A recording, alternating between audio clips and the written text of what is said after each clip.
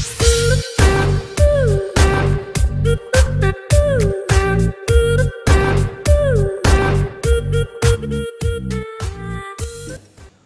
Ibu Saudara sekalian, kita akan dipelihara oleh Tuhan selama kita hidup dalam firman Tuhan. Selama kita berjalan bersama dengan firman Tuhan, maka kita akan dipelihara oleh Tuhan. Iman kita akan dipelihara, roh kita akan dipelihara.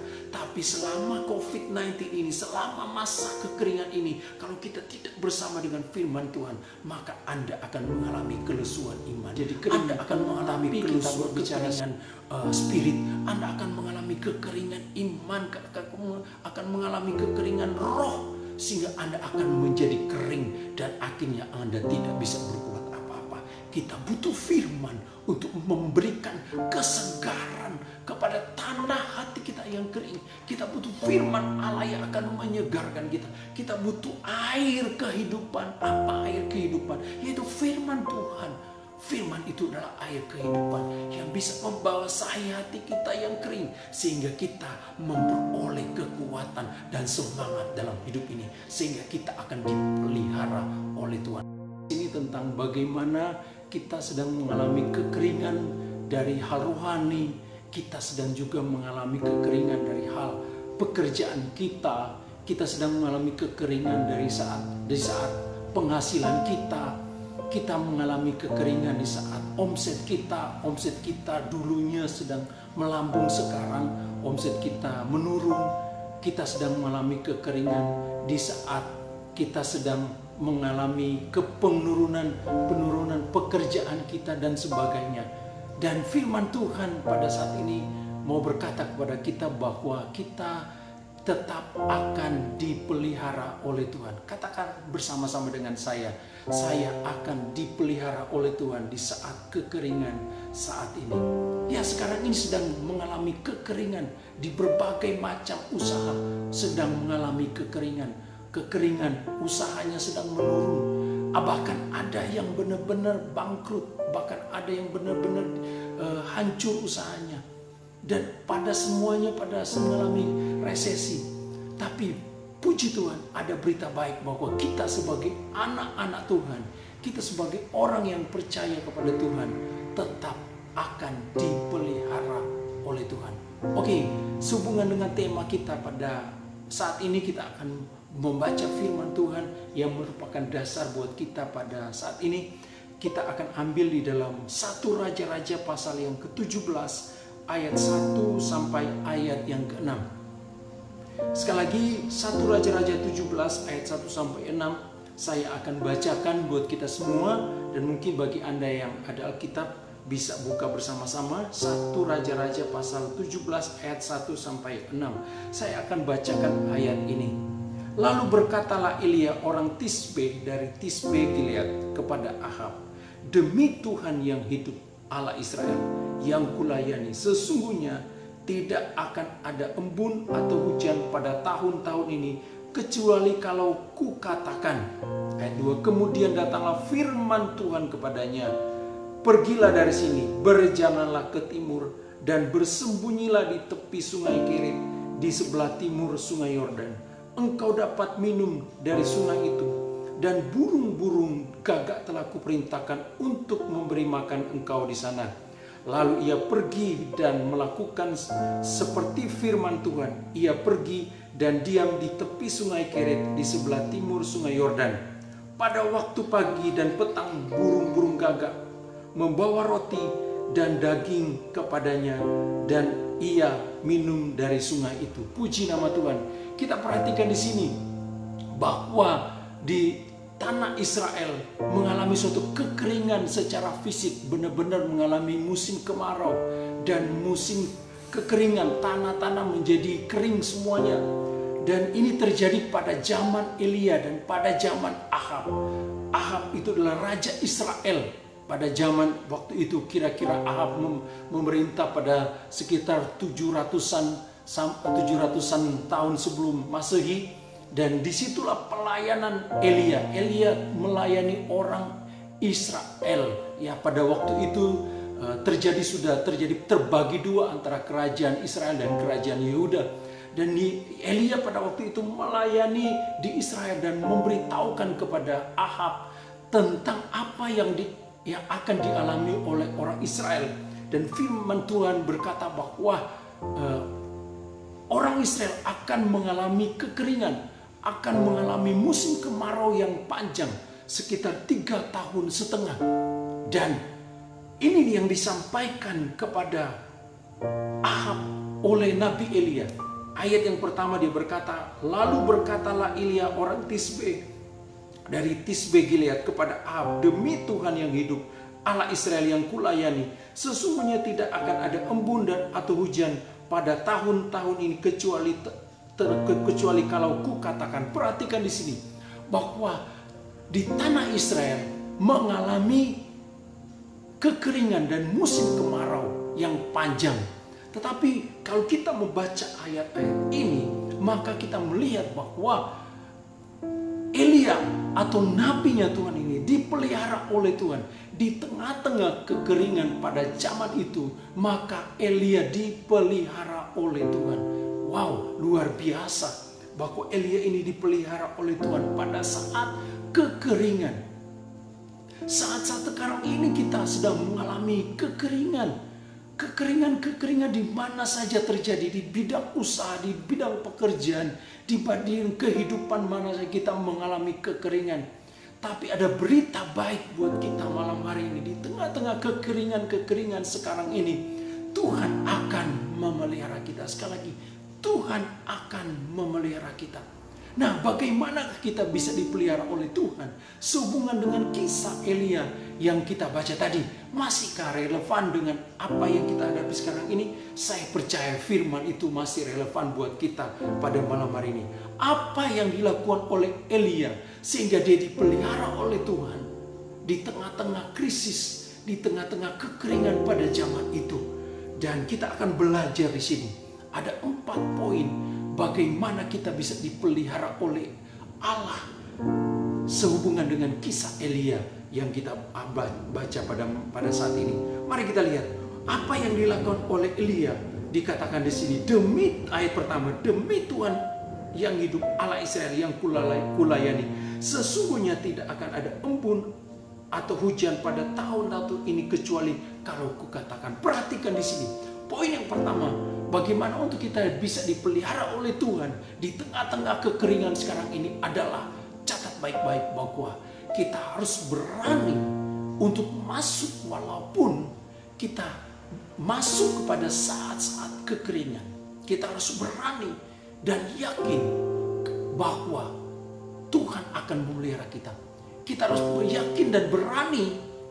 Kita harus berani untuk masuk di dalamnya, hidup di dalamnya. Karena apa yang terjadi ada dalam rencana dan kehendak Tuhan. Sekali lagi, kita harus berani masuk hidup di tengah-tengah COVID-19 ini. Karena kita percaya bahwa COVID-19 ini adalah dalam kehendak Tuhan dan dalam rencana Tuhan. Dan kita sebagai orang yang percaya, kita yakin dan percaya bahwa kalau ini dalam kehendak Tuhan, maka kita akan dipelihara oleh Tuhan. Makanya kita harus berani untuk masuk di dalamnya. Jangan kita hidup dalam ketakutan. Kita percaya bahwa Tuhan yang akan memelihara kita. Kita berani masuk di dalamnya, sama seperti Elia. Elia katakan kepada Ahab bahwa akan terjadi musim kemarau. Dan apa yang terjadi? Elia sampaikan itu kepada Ahab. Dan Elia berani untuk hidup di dalamnya. Berani untuk masuk di dalamnya. Walaupun itu tidak enak. Siapa mau mengalami kekeringan? Siapa mau mengalami musim kemarau? Tidak mau. Siapa yang mau mengalami akan musim virus COVID-19? Semua tidak mau. Dan kita tidak tahu berapa lama COVID-19 ini ada di dunia ini. Berapa lama COVID-19 ada di Indonesia, kita tidak tahu. Tapi saya mau katakan bahwa kita harus hidup di dalamnya. Kita harus berani hidup di dalamnya. Tapi kita harus mentaati setiap anjuran-anjuran dari pemerintah. Tapi kita harus berani hidup di dalamnya. Karena kita tahu bahwa Ini semua dalam kehendak Tuhan, dalam rencana Tuhan. Dan kita tahu bahwa ada pemeliharaan Tuhan di tengah-tengah kekeringan sekarang ini. Elia demikian, dia berani. Bahkan dia sampaikan itu kepada Ahab. Siapakah yang berani menghadap raja? Wow, pasti orang takut menghadap raja. Tetapi Elia berani untuk tampil di depan Ahab untuk menyatakan bahwa akan terjadi musim kemarau yang panjang, akan terjadi musim kekeringan, dan musim kekeringan itu akan melanda seluruh Israel, bahkan kerajaan Ahab. Dia berani untuk menyampaikannya. Kita harus berani, tapi kita harus berkata kepada Tuhan bahwa Tuhan, di balik semuanya ini saya percaya bahwa saya akan dipelihara oleh Tuhan. Di tengah-tengah situasi sulit sekarang ini, saya percaya Tuhan akan memelihara saya. Haleluya, amin. Yang poin yang kedua, mari kita lihat ayat yang kedua, dikatakan begini. Kemudian datanglah firman Tuhan kepadanya, pergilah dari sini, berjalanlah ke timur dan bersembunyilah di tepi sungai Kerit, di sebelah timur sungai Yordan. Poin yang kedua, bagaimana kita bisa dipelihara oleh Tuhan di tengah-tengah kekeringan sekarang ini, di tengah-tengah COVID-19 sekarang ini, adalah kita harus sertakan firman setiap saat. Kita harus sertakan firman di rumah kita. Kita harus sertakan firman di dalam pekerjaan kita. Kita harus sertakan firman di dalam usaha kita. Kita harus sertakan firman di dalam rumah tangga kita. Firman itu harus bersama-sama dengan kita. Firman itu harus menguasai kita. Kita harus menuruti kebenaran firman Tuhan. Kita harus setia mendengarkan firman Tuhan. Karena firman itu yang akan memberikan kita kehidupan. Karena firman itu yang akan memelihara kita. Di tengah-tengah keadaan sekarang ini, hanya firman yang bisa memelihara kita. Perhatikan di sini. Kemudian datanglah firman Tuhan kepadanya. Firman Tuhan datang kepada siapa? Ya, kepada Elia. Firman Tuhan datang berbunyi kepada Elia, pergilah dari sini. Dan Elia hidup dari setiap firman. Kalau Elia tidak menurut firman, apa yang terjadi?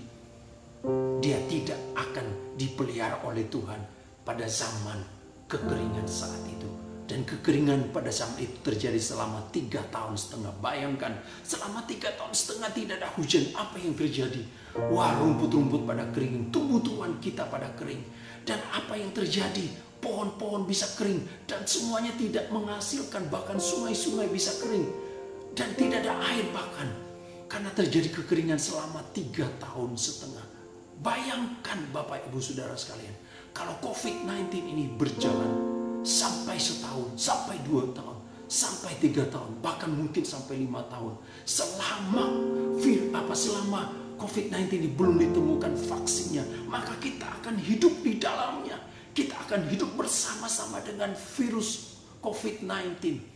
Nah, apa yang harus kita lakukan? Satu kekuatan buat kita, satu kebenaran yang kita tidak boleh lewatkan adalah kita harus hidup dalam firman Tuhan. Karena firman itu adalah kebenaran.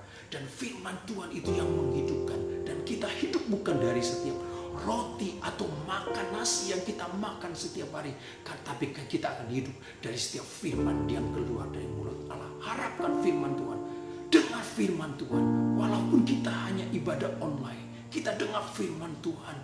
Jangan kita tidak mendengar firman Tuhan, jangan kita tidak baca firman Tuhan, karena firman ini akan memberikan kita pemeliharaan Tuhan dalam hidup kita. Seandainya Elia tidak mendengarkan firman Tuhan, firman Tuhan itu berkata, aku harus pergi ke sungai Kerit. Apa itu sungai Kerit? Sungai yang kecil. Kenapa Tuhan tidak suruh kita pergi ke sungai Yordan? Kenapa Tuhan tidak suruh saya pergi ke sungai Yordan? Di situ mungkin banyak ikannya lebih besar. Di sungai Yordan itu sungainya lebih besar dan sebagainya. Kenapa Tuhan harus suruh saya pergi ke sungai Kerit? Tapi dia percaya kepada firman Tuhan. Dan disitulah pemeliharaan Tuhan. Karena di tepi sungai Keritlah Tuhan akan memelihara Elia. Jikalau Elia tidak menurut firman Tuhan, maka pemeliharaan Tuhan tidak terjadi kepada Elia. Bapak Ibu Saudara sekalian, kita akan dipelihara oleh Tuhan selama kita hidup dalam firman Tuhan, selama kita berjalan bersama dengan firman Tuhan, maka kita akan dipelihara oleh Tuhan. Iman kita akan dipelihara, roh kita akan dipelihara.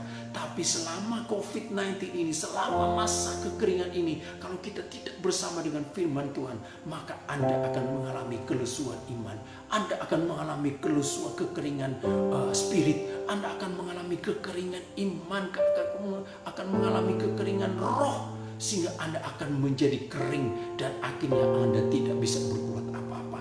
Kita butuh firman untuk memberikan kesegaran kepada tanah hati kita yang kering. Kita butuh firman Allah yang akan menyegarkan kita. Kita butuh air kehidupan. Apa air kehidupan? Yaitu firman Tuhan. Firman itu adalah air kehidupan yang bisa membawa hati kita yang kering, sehingga kita memperoleh kekuatan dan semangat dalam hidup ini, sehingga kita akan dipelihara oleh Tuhan. Sama seperti Elia dipelihara oleh Tuhan pada saat kekeringan, demikian juga kita akan dipelihara oleh Tuhan dengan firman Tuhan. Puji nama Tuhan. Poin yang ketiga, bagaimana untuk kita bisa dipelihara oleh Tuhan di saat kekeringan sekarang ini adalah ayat yang keempat. Di sini dikatakan, engkau dapat minum dari sungai itu, dan burung-burung gagak telah kuperintahkan untuk memberi makan engkau di sana.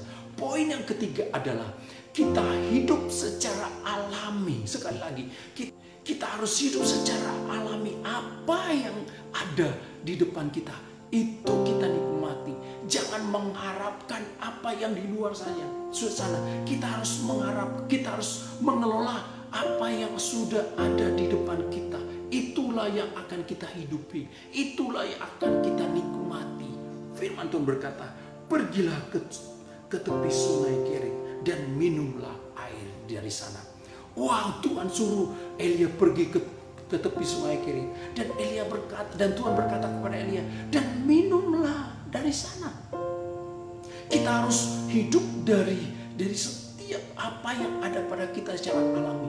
Jangan mengharapkan sesuatu yang besar dulu, tapi kita akan hidup dari apa yang kita akan hadapi sekarang ini. Kalau Anda hidup sekarang ini, mungkin Anda dapat hidup dari bantuan pemerintah, hidup di dalamnya. Dan itu adalah bentuk pemeliharaan Tuhan. Dan syukuri itu di dalamnya. Jangan kita mengeluh, orang ini dapat yang banyak, kok saya tidak dapat yang banyak.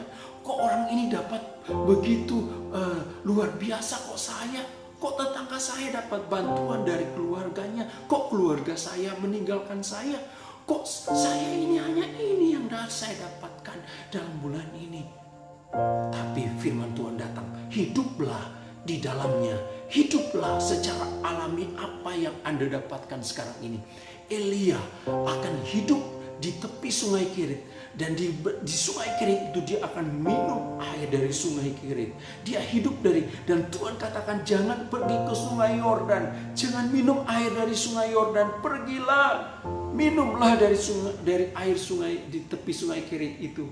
Dan mungkin Elia itu akan hidup di sana dan mulai membangun satu rumah di sana. Saya percaya dia bisa membangun tenda, rumah sementara di sana, dan dia hidup di dalamnya. Mungkin dia bisa mencari ikan-ikan di sungai Kerit itu, karena dia harus hidup di dalamnya. Dan kita harus hidup dari apa yang Tuhan berikan kepada kita. Kalau kita hidup 1 bulan diberikan Tuhan hanya 1 juta, ya kita syukuri. Kita syukuri akan hal itu. Kalau kita hanya hidup dari setiap apa yang kita panen di ladang kita, ya kita hidup dan syukuri akan hal itu. Itu bentuk pemeliharaan Tuhan. Jangan bersungut-sungut dengan apa yang kita alami sekarang ini, atau jangan bersungut-sungut dengan apa yang sudah di depan kita. Jangan mengharapkan rumput tetangga. Kita makan rumput yang ada di depan kita, yang ada di dalam hidup kita. Jangan mengharapkan sesuatu di luar sana. Tapi kalau Tuhan sudah berikan kepada kita, kita harus hidup secara alami di dalamnya. Kita harus hidup, itulah melangsungkan kehidupan kita. Disitulah bentuk pemeliharaan Tuhan. Kita harus hidup apa yang kita berikan, apa yang kita terima. Kita harus hidup dari setiap apa yang kita dapatkan. Kita harus hidup dari setiap gaji yang kita. Jangan hidup lebih dari penghasilan kita. Kita nanti berhutang. Jangan berhutang, Bapak Ibu Saudara sekalian. Hiduplah dengan apa yang sudah kita dapat. Itulah bentuk pemeliharaan Tuhan dalam hidup kita. Hidup secara alami, hidup secara yang ada pada kita sekarang ini. Jangan mengharapkan, jangan sekarang ini memikirkan untuk membeli sesuatu yang mewah-mewah. Jangan, Bapak Ibu Saudara sekalian. Kita hidup sekarang ini dengan apa adanya, dengan apa yang Tuhan berikan kepada kita. Karena disitulah bentuk pemeliharaan Tuhan dalam hidup kita.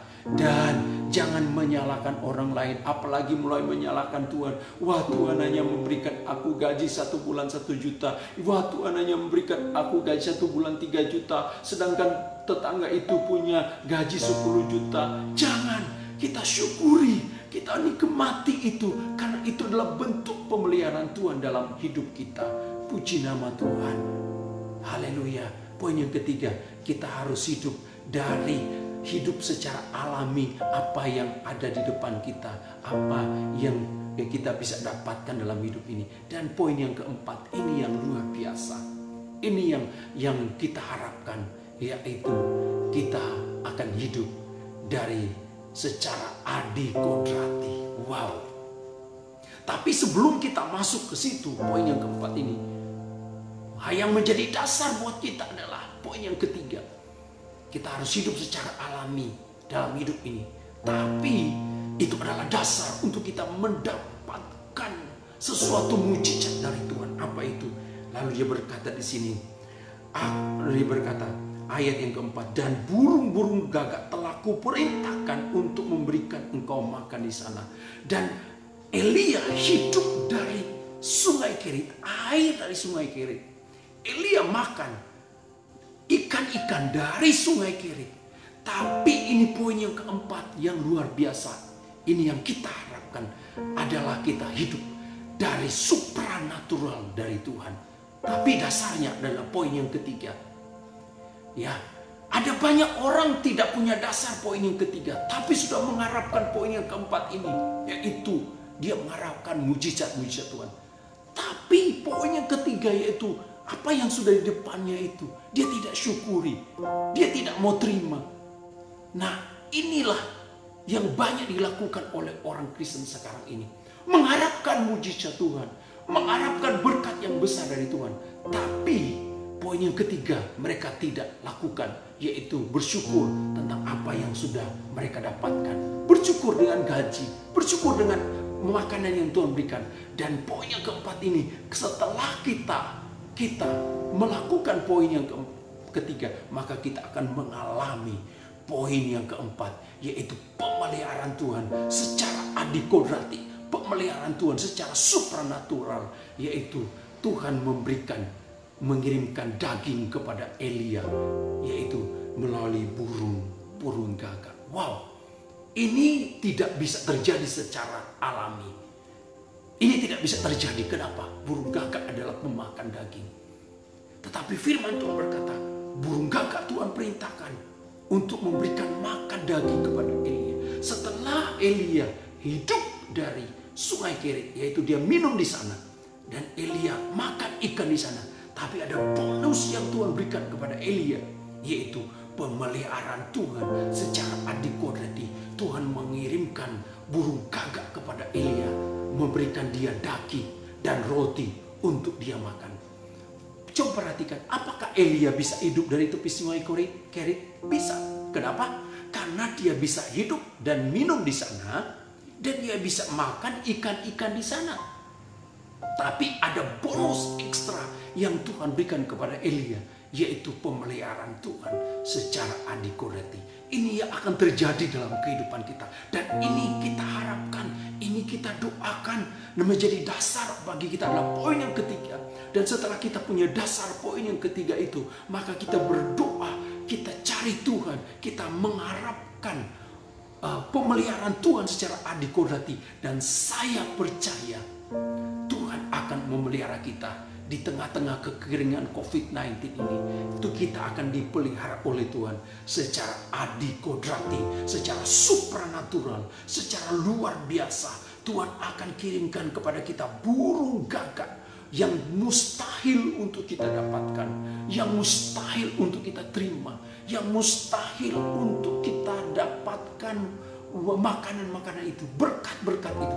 Tapi dalam kehendak Tuhan, dalam kasih karunia Tuhan, kita akan menikmatinya. Kenapa? Karena kita sudah melakukan ketiga poin, yang pertama dan kedua dan ketiga.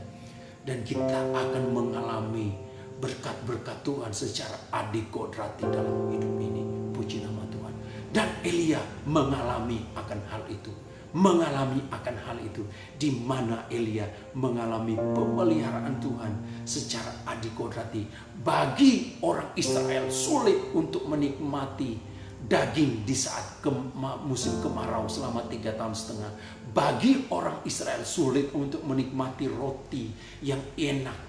Tapi bagi Elia, dia akan menikmati daging dan roti di saat-saat kekeringan. Pada zaman orang Israel mengalami kekeringan selama 3,5 tahun. Demikian juga dengan kita. Kita akan mengalami pemeliharaan Tuhan secara adikodrati selama COVID-19 ini. Percaya dan harapkan itu. Saya berdoa kepada Bapak Ibu Saudara sekalian, kepada kita semua, akan mengalami pemeliharaan Tuhan untuk poin yang keempat ini secara adikodrati. Puji nama Tuhan. Itu sebabnya mari kita terus berjalan dengan kehendak Tuhan. Dan saya percaya kita akan melalui semuanya. Bapak Ibu Saudara sekalian, apa yang sedang kita hadapi sekarang ini? Mungkin Anda memang sedang mengalami kekeringan. Pak, saya mengalami kekeringan saat ini. Wow, bukan hanya kekeringan secara dompet saya sudah tidak ada uang lagi, dompet saya sudah kurang sekarang ini, Pak. Bahkan saya mengalami kekurangan secara makanan, Pak. Persediaan makanan kami sudah terbatas, Pak. Malam hari ini datang kepada Tuhan, lakukan firman Tuhan sesuai apa yang kita dengar pada saat ini. Ada 4 poin bagaimana untuk kita mengalami pemeliharaan Tuhan dalam hidup kita. Poin yang pertama adalah kita harus berani untuk masuk di dalamnya, masuk hidup di dalamnya, karena kita percaya ini dalam kehendak Tuhan dan kita dipelihara oleh Tuhan. Dan poin yang kedua adalah kita harus berjalan sesuai dengan firman Tuhan dan tuntunan Tuhan setiap hari. Dan poin yang ketiga adalah kita harus hidup secara alami. Kita harus hidup di depan kita apa yang ada di depan kita, yang Tuhan berikan kepada kita, yang orang lain berikan kepada kita. Kita harus hidup di dalamnya. Dan poin yang keempat ini adalah kita hidup secara adikodrati, supranatural dalam hidup ini. Dan inilah kita akan dipelihara oleh Tuhan. Saya yakin dan percaya kita sebagai anak-anak Tuhan akan dipelihara oleh Tuhan. Mungkin Bapak Ibu Saudara sekalian saat ini mau rindu untuk mengalami pemeliharaan Tuhan selama masa-masa kekeringan, selama masa-masa COVID-19 ini. Kita tidak tahu berapa lama COVID-19 ini akan berlangsung.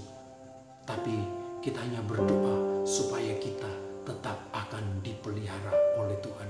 Mari Bapak Ibu Saudara sekalian yang rindu untuk terus dipelihara oleh Tuhan selama masa-masa kekeringan ini, angkatlah tangan saudara, arahkan tangan saudara di layar monitor, di layar handphone saudara. Saya akan berdoa buat Bapak Ibu Saudara sekalian, dan biarlah pemeliharaan Tuhan akan terjadi buat Bapak Ibu Saudara sekalian. Saya berdoa dalam nama Tuhan Yesus Kristus, sesuai dengan firman Tuhan yang kami dengar pada saat ini, bahwa kami akan dipelihara oleh Engkau di saat-saat masa kekeringan COVID-19 sekarang ini.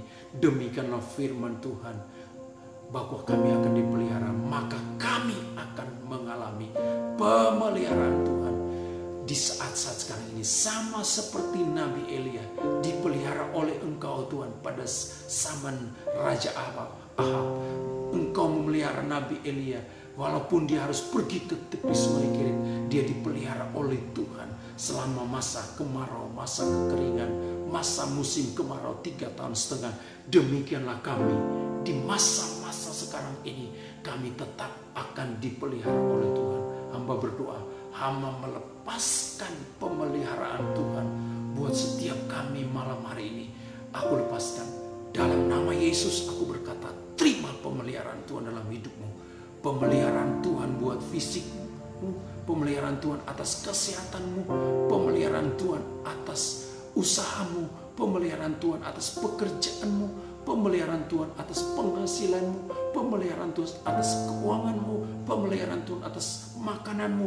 Anda akan dipelihara oleh Tuhan selama masa COVID-19 ini. Di dalam nama Yesus, terima pemeliharaan Tuhan dalam hidupmu, mengalir